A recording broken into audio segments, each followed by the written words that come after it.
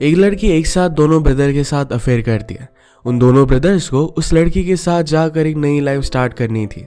उन्हें पैसों की जरूरत थी जिसके लोग गलत रास्ता चूज करते हैं, जिससे सब लोगों की लाइफ एक बहुत ही बड़ा टर्न लेती है। हेलो फ्रेंड्स, आज मैं आपको Before the Devil Knows You Are Dead ये 2007 की एक क्राइम थ्रिलर मूवी एक्सप्लेन करने वाला हूँ।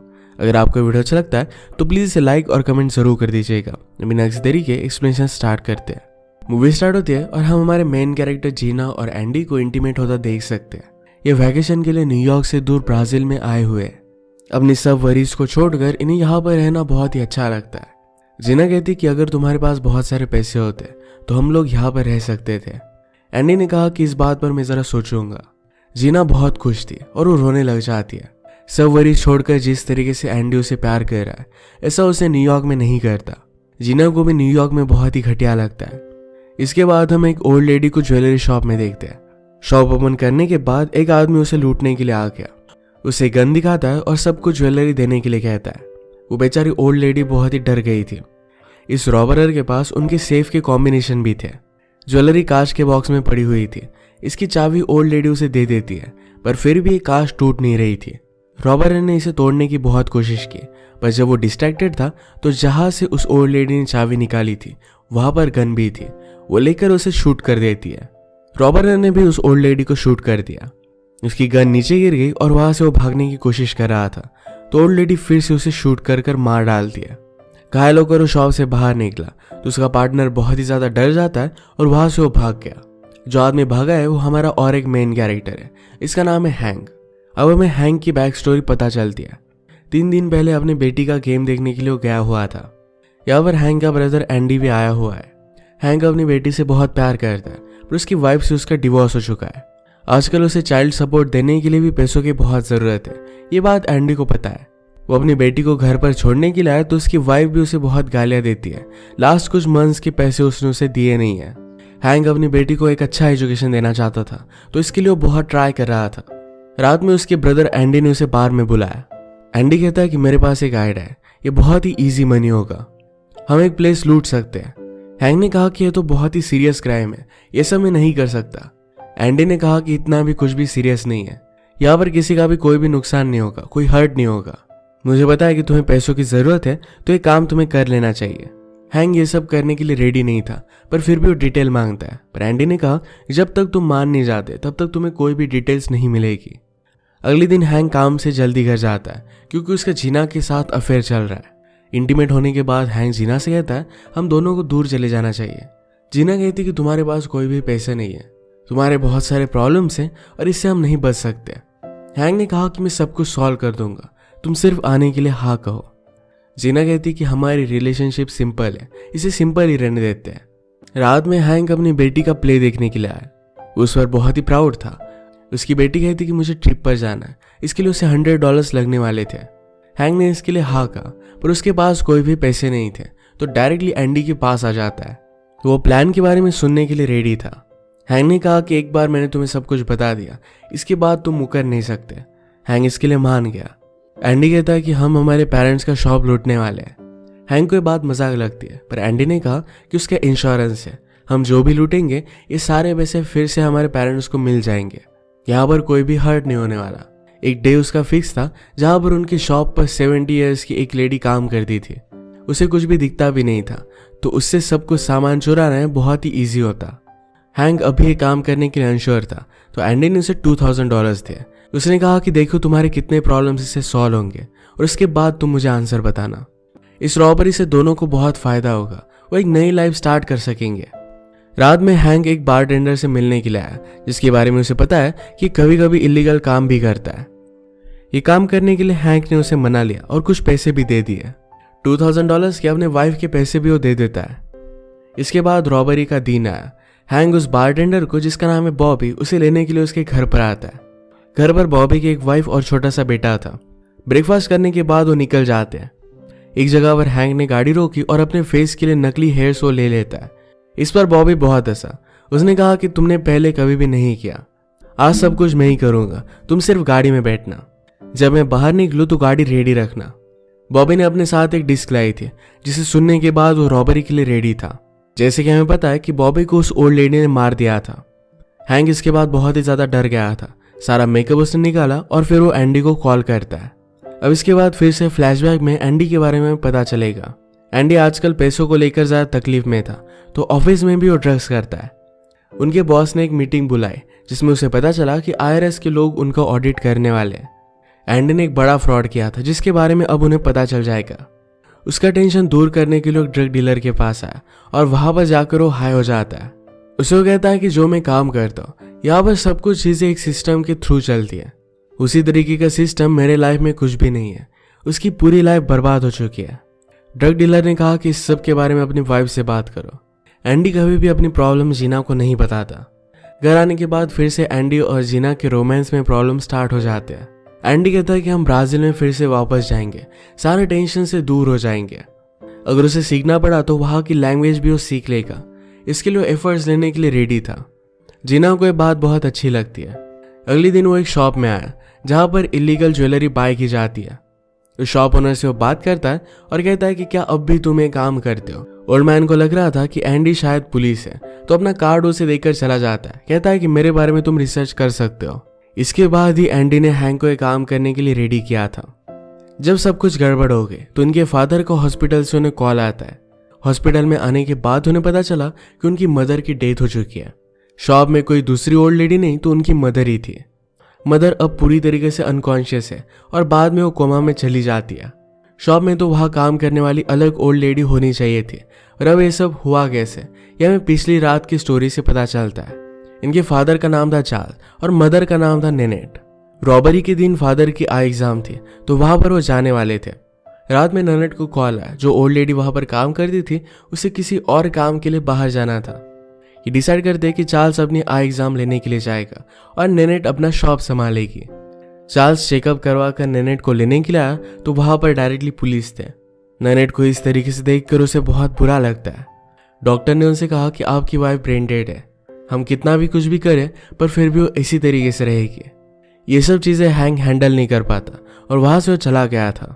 अगले दिन पेपर में बॉबी की फोटो छपी थी। ये देखकर चार्ल्स डिस्टर्ब हो जाते हैं। उन्होंने कहा कि ऐसा कोई भी कर कैसे सकता है। वो पुलिस के पास जाकर इसके बारे में और भी इंफॉर्मेशन निकलवाने की कोशिश करते हैं पर उन्हें कोई भी हेल्प मिल नहीं पाती। उन्होंने खुद इसके बारे में बहुत रिसर्च की पर फिर भी कहीं पर भी ये नहीं पहुंचते। कुछ दिन गुजर चुके थे।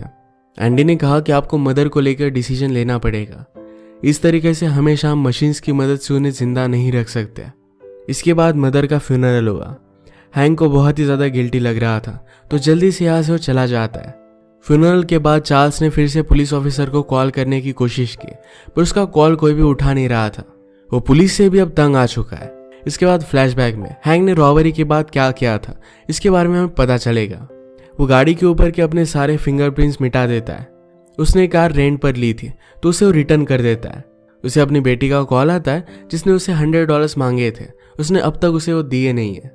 हैंक के पास कोई भी पैसे नहीं तो उसकी डॉटर भी उसे बहुत भला बुरा कहती है। रात में हैंक और एंडी मिले। एंडी बहुत ही ज्यादा गुस्सा था। वो पूछता है कि क्या पुलिस हमारे बारे में पता कर सकते हैं। हैंक ने कहा कि ऐसा नहीं होगा। उसने कार रेंट पर ली थी तो कोई भी प्रॉब्लम नहीं आएगा। घर पर आने के बाद हैंक को कार रेंटल से कॉल आता है। उन्होंने कहा कि तुम्हारी सीडी गाड़ी में ही रह गई है। ये सीडी बॉबी ने ही रखी थी। इस बात की वजह से वो डर गया। अगले दिन वो ऑफिस में पहुंचा पर वहां पर ऑफिस का ओनर नहीं था। रिसेप्शनिस्ट उसे ज्यादा भाव नहीं देता। उसके पास अभी वो सीडी नहीं थी। रात में जब वो बार में था तो बॉबी की वाइफ अपने ब्रदर को लेकर उसके पास पहुंच जाती है।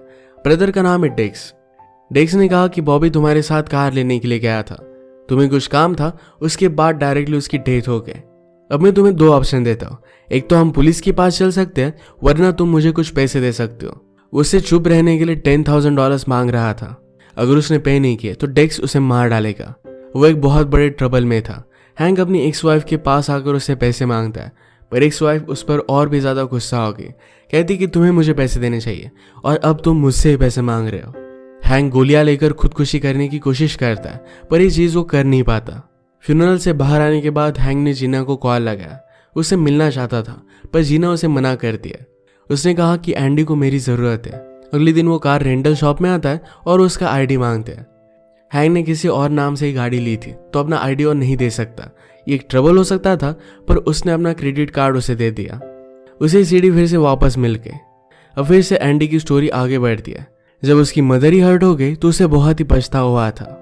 उसके ऑफिस वालों को पता चल गया कि उसने फ्रॉड किया है, तो ऑफिस से उसे बार बार कॉल आ रहे थे। वो बहुत ही ज्यादा टेंशन में आ गया और अपनी ड्रग डीलर के पास गया, पर एंडी की कोई भी अपॉइंटमेंट नहीं थी, तो ड्रग डीलर उसे अंदर नहीं आने देता। फ्यूनरल के बाद एंडी के फादर ने उसे बात की थी। उसे कहते कि मैंने हमेशा तुम्हें घटिया तरीके से ट्रीट किया, मैं डरता था कि तुम मेरी तरह ना बनो, तुम मुझसे बेटर बनो। उसे सॉरी कह रहे थे। एंडी ने कहा कि कभी भी मैं तुम्हारी फैमिली का हिस्सा ही नहीं था। चार्ल्स गुस्सा होकर उसे थप्पड़ मारते। एंडी फिर जीना को लेकर घर आने लग गया। वो बहुत रोता है। जीना से कहता है, मैं कभी भी मेरे फादर की तरह नहीं बनना चाहता था, इसी वजह से मैंने कभी भी मेरे प्रॉब्लम्स तुम्हें नहीं बताए। हमारे रिलेशनशिप को भी लेकर मैं बहुत डरता आ रहा हूँ। जीना समझ गई थी कि एंडी के साथ कुछ ना कुछ तो चल रहा है। वो ऑफिस जा रहा था तो जीना कहती कि तुम्हें आज नहीं जाना चाहिए।